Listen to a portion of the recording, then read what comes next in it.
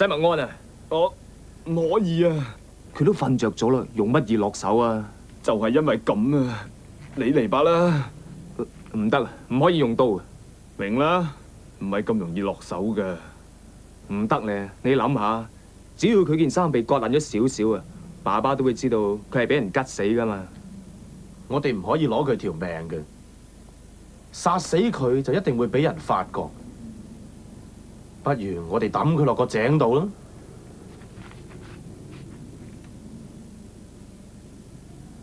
好啊，咁我哋就唔使用刀仔啦。我哋用畜生嘅血抹喺佢件衫度，然後就話佢係俾野獸咬死嘅咪得咯。好計，我哋喐手啦，將佢抌落井度啦。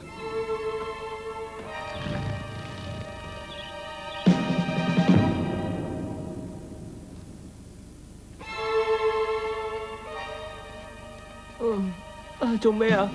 啊？你哋做乜嘢啊？放低我啊！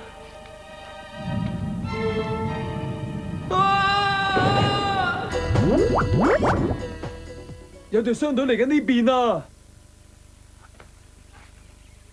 喂，其實我哋就算殺咗約瑟都冇咩好處啊！點解唔將佢賣俾伊士馬爾人啫？咁樣就唔使傷害佢啦。講到尾，佢都係我哋嘅兄弟啊！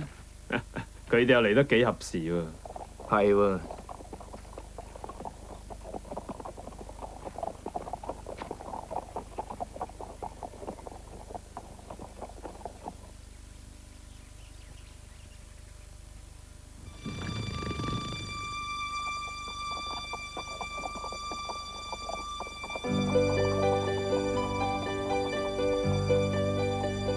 都幾好啊！我哋剷除咗個眼中釘，仲有錢落袋添，真係一石二鳥啊！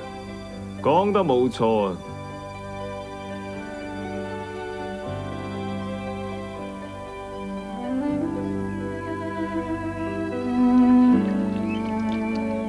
我實在唔可以相信我啲哥哥會咁做嘅，